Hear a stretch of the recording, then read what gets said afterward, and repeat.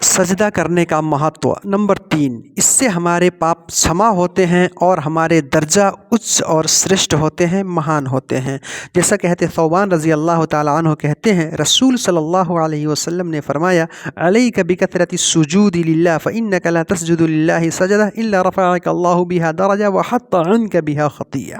ارتھات تم ادھک سے ادھک، خوب زیادہ سے زیادہ سجدہ کرو اللہ کے لیے،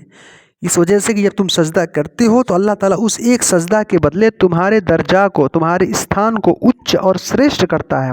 مہان کرتا ہے، اور اس سجدہ کے بدلے اللہ تعالیٰ تمہارے پاپوں کو، تمہارے دشکرموں کو جو ہے क्षमा کر دیتا ہے، معاف کر دیتا ہے، مٹا دیتا ہے۔ اس وجہ سے ہم کو خوب سجدہ کرنا چاہیے، اور اس سے ہم کو جو ہے اللہ کے رسول کی نکٹتا، آپ کا ساتھ ملے گا پرلوک کے جیون میں، سورگ میں ہم رسول صلی اللہ علیہ وسلم کے ساتھ رہیں گے، آپ کی نکٹ اور نزدیک رہیں گے۔ جیسا کہتے ہیں ربیعہ بن کعب الاسلمی رضی اللہ تعالیٰ عنہ کہتے ہیں کہ میں رسول صلی اللہ علیہ وسلم کے ساتھ رہتا تھا اور آپ کو وضو کرواتا تھا، میں آپ کی سیوا کرتا تھا، آپ کی آوشکتا کے لیے میں جو ہے آپ کی سیوا کرتا تھا۔